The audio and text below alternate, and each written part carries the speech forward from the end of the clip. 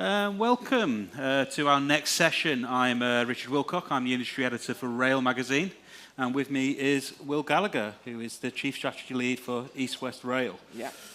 I just want to get right into it. Yeah. That's okay. Let's do that. So, we say this project is all about growth. Yeah. And I think that's been recently re-emphasised with the fact that it's supposed to be a £6 billion boost, I think is all told, when it's up and running. Yeah. Now, strategically, how do you temper demand locally and concerns with the governmental expectation in Whitehall to get this up and running quickly as possible? How do you balance that? Yeah, look, it is a careful balancing act that you've got to strike. We're really clear this is a railway that's about delivering good economic growth. That actually means it really benefits the local communities because it brings more jobs, more opportunity, better connectivity, all of those things. But you've got to do that in a way that takes on board the concerns of local people. It's why we've done a whole range of consultation exercises. So we are actively reflecting what people are telling us in the design of the railway. And also, we're trying to phase the delivery of the railway so that we actually have a bit more time to work through the detail in some areas.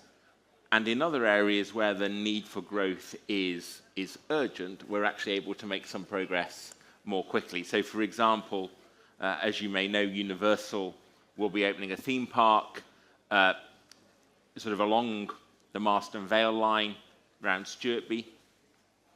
So we're going to bring forward some work so we can get a good service running there as their demand begins to ramp up. Cambridge is sort of growing great guns at the moment, so getting some of the additional rail capacity in there, really important. Whereas actually building the new section of railway between Bedford and Cambridge, that will follow a bit later because there's more work to do on that. So it's about listening and it's about good phasing so that we get the growth happening, but we don't kind of run roughshod over the concerns of local people, because that actually just is not good either in the short run or in the long run. You don't get the planning permission you need in the short run if you don't take local communities with you. And long term, these communities are going to be customers on the railway too, so looking after them now is really important. So on that, we talk about Universal. Yeah. It's coming. It is. Not a million miles away when you think about it. Now, you're moving to 5-car trains, obviously, for demand modelling, which seems like a sensible approach. Yeah. But in pure rail terms, is having Universal there a help or a hindrance to building and phasing? How much have you had to repivot and change your approach in order to help Universal along? Yeah, so look, if you want the railway to be a success, you should never complain about having more customers on your railway. So, undoubtedly, Universal is going to bring many more customers onto the railway who will use rail to get to the park. And it's actually, when you look at it, in the planning consent that Universal have got, it's actually a very high mode share. So a high proportion of people are coming into the park by rail, which is great. So we have had to respond to that. And undoubtedly what it does is it creates more demand at peak time. So you've got to manage your capacity to make that possible. And look, I think on balance, I think we've managed to get a service up and running to Universal as their demand ramps up, so pretty quickly. And we've been able to do that because, we have had to do a bit of rework. We thought we were going to be at 3 trains an hour on the Marston Vale line. We're going to be at 5 trains an hour. That has an impact on on level crossings.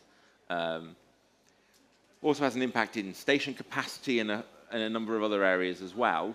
But we've been able to get that factored into the design, and because of the reforms that the government have made to the Planning and Infrastructure Act, the time that it's taken us to do that, we've recovered because we've been able to move more quickly through the planning process. So net effect is it's actually pretty in line with where we thought we'd be.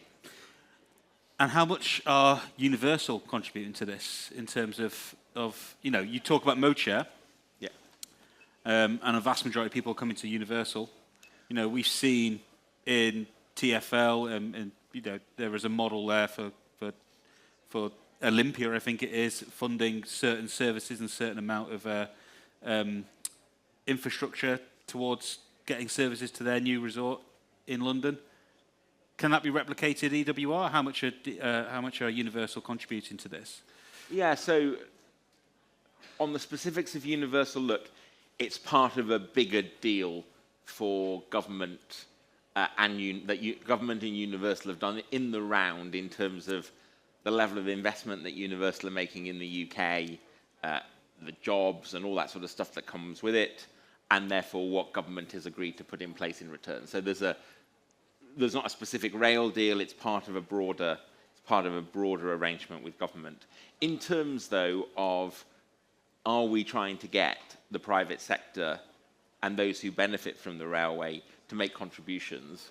Yeah, we are. It's one of the reasons why somewhere like Cambridge East wasn't, that's a station just the other side of Cambridge, where the Marshalls airfield is. That's just been sold to Homes England, and Hill's a house builder. So big development going on there. And what we've said is, look, because of what we're doing, you could put a new station there, but we'll only include it in our scope if somebody else will pay for it. So if the developer wants to pay for it, or the local authority and the developer want to come together to pay for it, then it's an option. We're currently working with the Cambridge Growth Company and having a look at how it might work, what the funding model might be, and I think we'll come up with something. So we are definitely talking to private sector investors about how we get some of that money into the railway. That's always good to hear. Yeah. Money back into the railway. Phase 1 hasn't been a mitigated success so far, and I know you can't really talk. There is not much for EWR to say in terms of what's going on with Marston Vale Line and what's happening in terms of trains getting on there. But it must be frustrating for yourselves to see that as it is right now with no trains running. But there must have been lessons you could have learned from that. So when it comes to phase 2 and phase 3 and how you get trains moving onto the line quicker, there must be lessons you can learn from that. Yeah, look, I think where are we on this? It's frustrating. We've got a piece of railway infrastructure that was built broadly on time, broadly on budget, and yes, it's getting used for the odd service. There's freight running on it. Some train operating companies are doing charters, exactly. Look, it's really frustrating that it's not running, and local people are understandably not very happy about that. It is, as you say, largely out of our control. On that bit of the railway, we were very much tasked with making sure the infrastructure was delivered on time, on budget. I actually think we did a pretty good job of that. And all credit to the East West Rail Alliance and Network Rail for making that happen. So that's all good. But you're absolutely right. What's come after that hasn't gone as I don't think anybody would have liked. I think it frankly just gets to the more integrated view you can have of the way track and train work together. That is surely going to help. But ultimately, right now, we just can't, not really for us, but I know children are working very hard to get the right operational arrangements in place. So I wanted to move a little bit on to planning, and EWR has had a mountain to climb when it's come to planning. Mm-hmm. It's had 4 consultations as far as last count. One on route, next one was on route alignment, then it was early plans, and you've just finished the final plans. Yeah.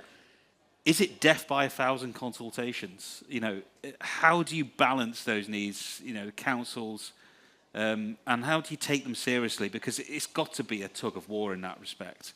And how do you listen? How do you respond?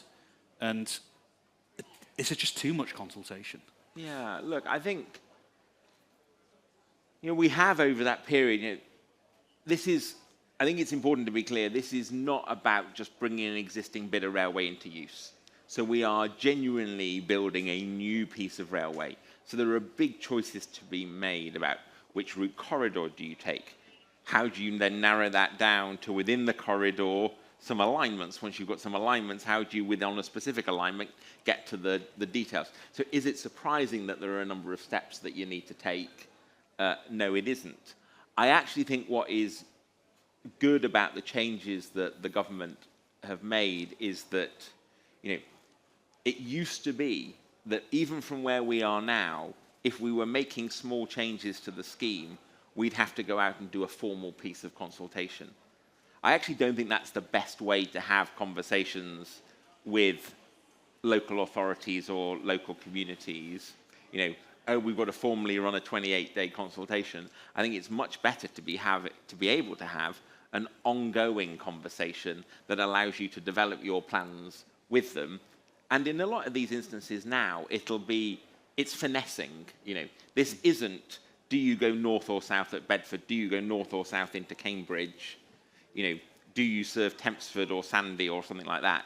This is much more about smaller details, access roads and how that works, and public rights of way, and making sure that farmers and walkers can still get access in the way that they need to. So it's at that level of detail now, and that is much better done through ongoing engagement rather than formal consultation exercises. So I think we're pleased we've had the consultations we've had, but I think we're glad now to be moving into the stages of finessing through just ongoing engagement.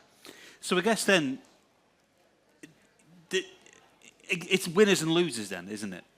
And how do you measure up? In certain instances, there'll be route alignment and choosing where's particularly right to go and where's particularly not right to go. Yeah. But how much pressure do you get from government to make these decisions? And I ask this because obviously, though, you've gone through a rephasing of the project where you've looked at it and said, we need to get this up and running quicker because there are benefits to be realised there.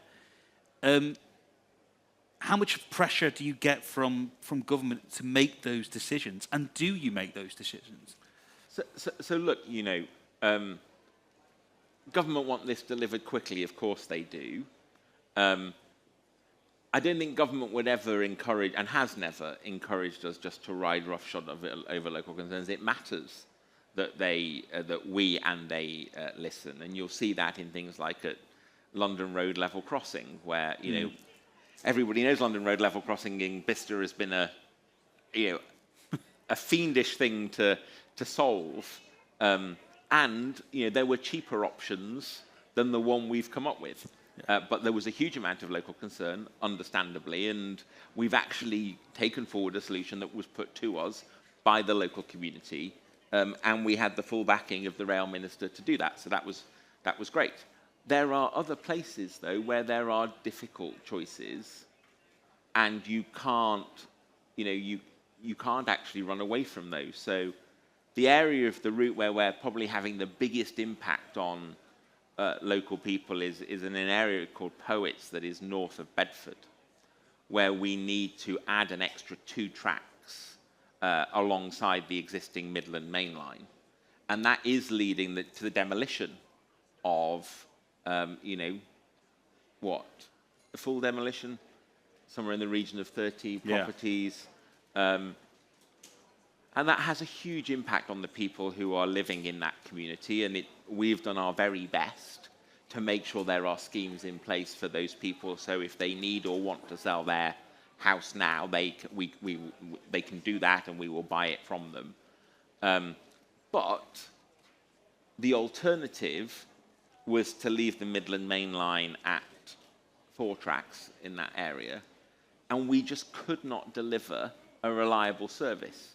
there's quite a complex interaction there between freight services and the GTR services and how that interacts with the core in London. And even though you look at it and you think there's quite a lot of white space on the chart, actually it's very difficult to thread that service through. And we looked at it and looked at it and we looked at, could we only add one track? Could we put them on the other side of the railway? We looked at it every which way, because the very last thing you want to do is take people's homes away from them and put them in a place where they've got to relocate.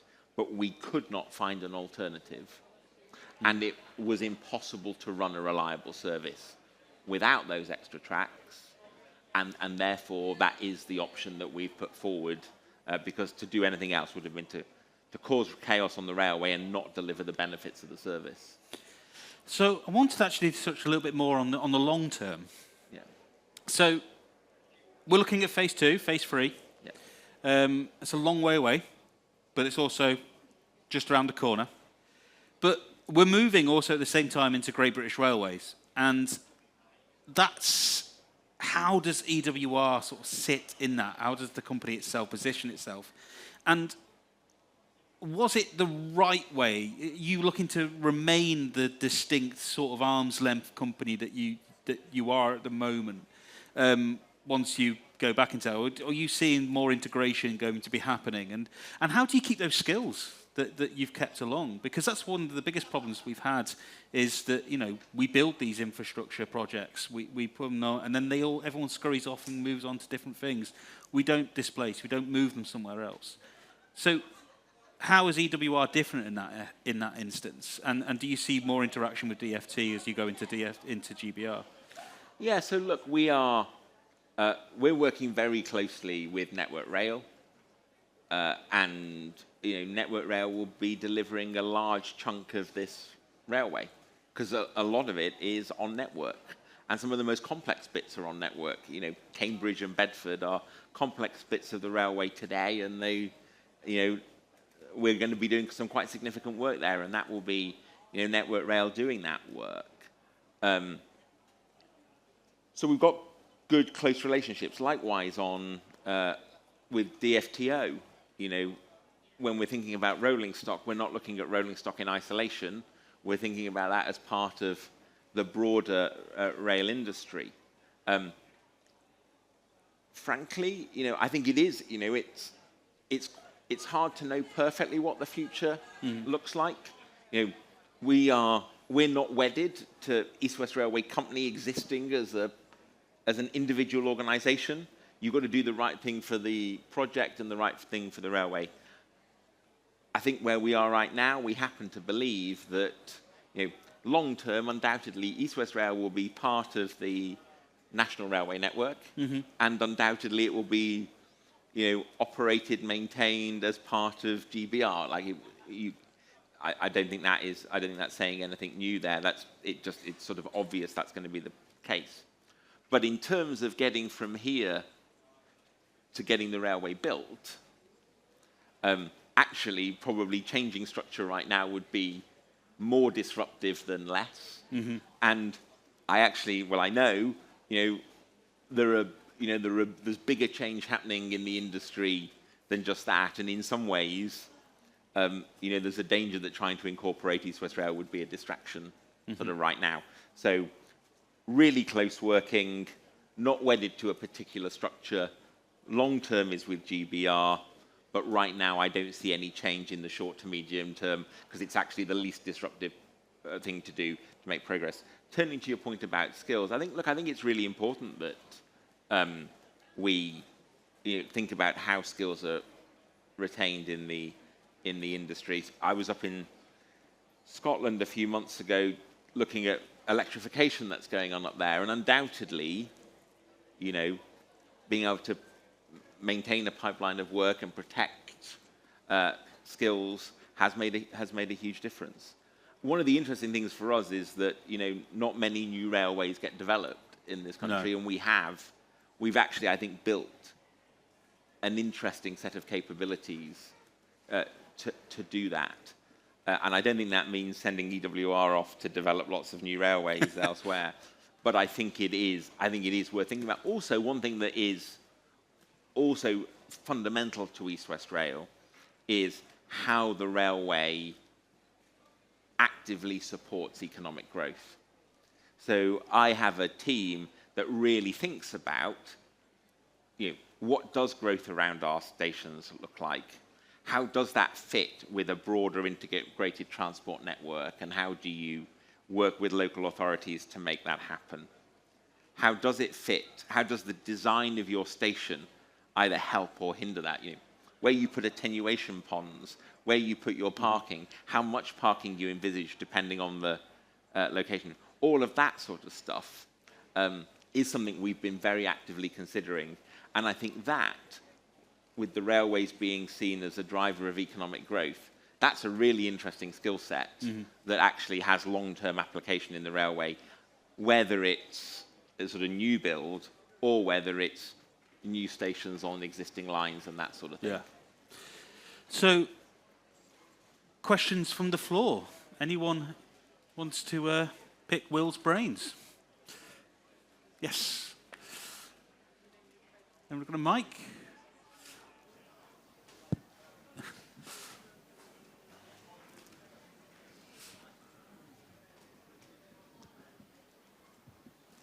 Thank you, Will. Fergus Thompson, Senior Technical Advisor at the Department for Transport.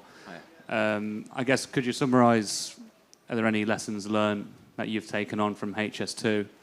And conversely, is there anything that you've learned that you've passed back onto HS2 or programmes like Northern Powerhouse Rail? Yeah, look, I think we are,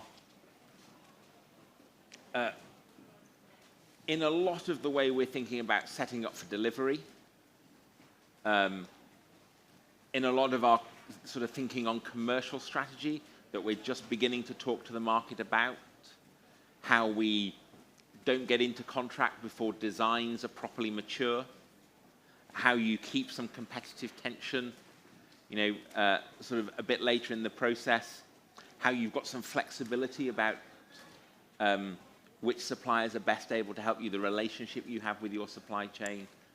I think we've been thinking a lot about that, definitely drawing lessons from High Speed 2. We're actively, in terms of the way the project is governed, we are actively implementing the outcomes of the James Stewart review into High Speed 2, actually adopting a model most likely that looks quite more like TRU, because I think there's some learning from TRU as well. So we are definitely out there, hoovering up the lessons and actively applying them. And I think you'll see even more of that as we head towards delivery. In terms of stuff that we pass back, I think a lot of that is about the way we sort of plug into local communities, the way we design the railway to help drive growth. I was chatting to the guys at NPR a couple of weeks ago about consenting approaches, benefits of a DCO, a TWAO, how you might go about getting the railway consented. So definitely, we are actually the first passenger railway to do a DCO. High Speed 2 obviously did a hybrid bill, so took a different approach to consenting. The first phase on East West Rail we did via a TWAO, Transport and Works Act order. So there's lots of different ways you can consent it, and again, NPR particularly are thinking about what they do on their consenting, and we're actively talking to them on that. Thank you, Will. Any more? Yes, at the back. Hi, Chris Howe from Engineering Focus. I just wondered if you could talk through the electrification strategy in a little bit more detail. I think there was quite a bit of surprise that the newest section has been omitted from electrification. I know discontinuous has been talked about, but is there a particular reason why the section with the newest structures has been omitted? So, I think, as you know, our strategy is a combination of a battery electric hybrid solution.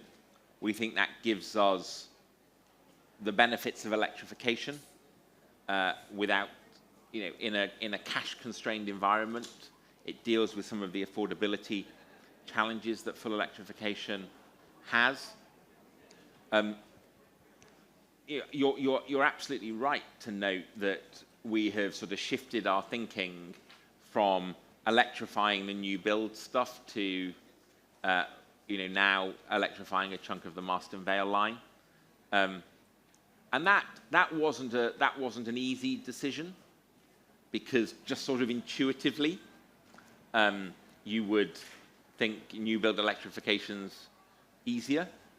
But when you actually look at where you need the electrification to get the best performance,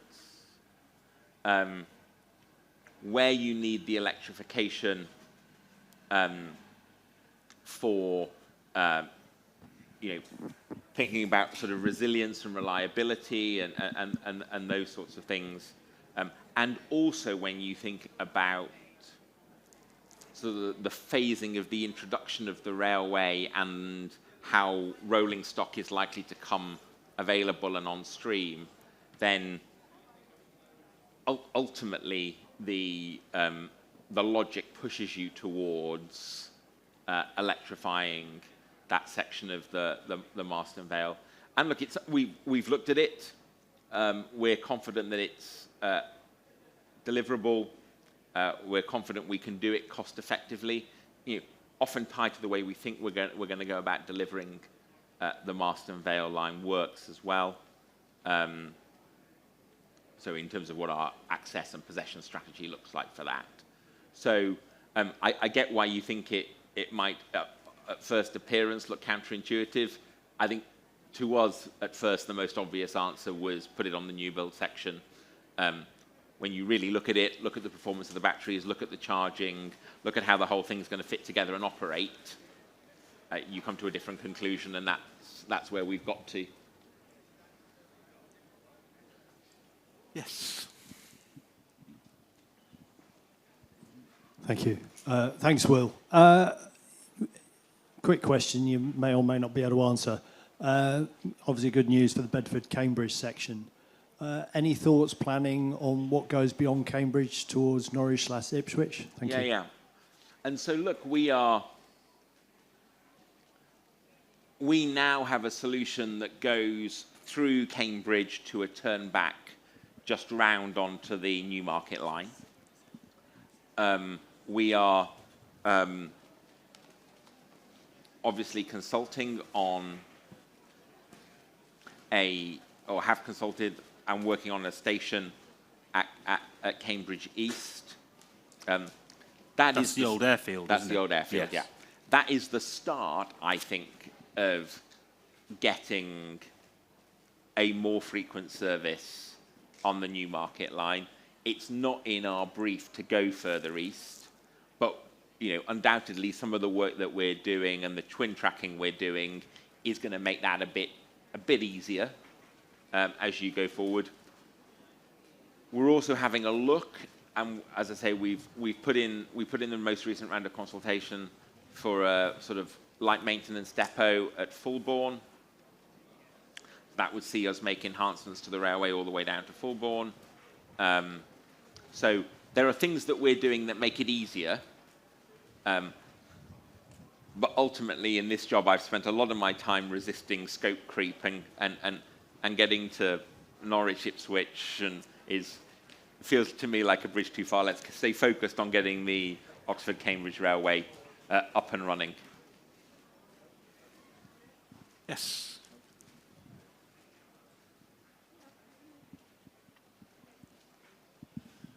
Can your engineers look at another solution for electrification? Because you really got stuck with the problem of the Network Rail's very high cost OHLE Series 1 it's called. And if you went back to BR Mark 3B, it would be a lot cheaper and less intrusive with lower clearances. And if you wish to see what a new version of that looks like, it's round here, the Sirius Siemens type, which is also straight conversion of BR Mark 3B. Now, we may be told, well, that's been abandoned, but actually it was used on the section at north of Stafford for the diversion on the main line in 2016. So I think a challenge is, and it will come back to you, is that really the Network Rail OHLE, which they insist on because they've got the rights of it, is so expensive that it's not surprising you're being forced into discontinuous. I know it's not your job, but I think, Mr. Gallagher, you should put out to people, you've been asked that question. We are, the affordability challenge, not just on electrification, but right the way across the railway is there. And so I do know we actually have our engineers looking at a whole range of electrification solutions in terms of the physical kit, and therefore how we can do that more cost effectively. So the only thing I can give you is some reassurance that I do know the guys are looking at a full range of options to try to get that as affordable as possible. Because, we are, East West Rail generally can't pretend we live in anything other than a cash-constrained environment. You only have to look at the news in terms of defence spending and all those things. So the challenge on us to find more affordable ways to do things is rightly there. One last question, the gentleman over there. Thank you. Barry Newman from Langer Rourke. Having looked at the consultation pack that's come out recently, looks great, really looks brilliant. But I would ask how you're balancing that with the inevitable challenge of minimal viable product. Because, yeah, it's a nice-looking railway, but it doesn't look a cheap-looking railway. I'm not sure I quite agree. We have done quite a lot of work to continually drive out cost. Probably the things that people are seeing are the station visuals and those sorts of things, but they are actually based off sort of Network Rail Cat 3 modular stations. Given we have quite a number of new stations along the line of route, we think there is real opportunity to push that modularity and to drive out cost in that way. And there will be something about the scale that might feel quite large, but when you actually think about, to your point, the £6 billion worth of economic growth that East West Rail generates every year, yes, if you look at Ridgemont Station on the Marston Vale line right now, which doesn't have a station building and all of those sorts of things, it is, a few hundred people a day, quite low numbers. But when you extrapolate forward to what we think the demand will be, then what we're proposing is actually in terms of size, is actually more pared back than comparably busy stations. And it's just trying to project into the future as to what that's going to look like. So we actually do keep minimum viable product very front of mind and driving down the cost. But we've got to put minimum and viable in the context of what the growth forecasts are for that part of the world. Will Gallagher, thank you very much. Thank you very much. Thanks a lot. Cheers.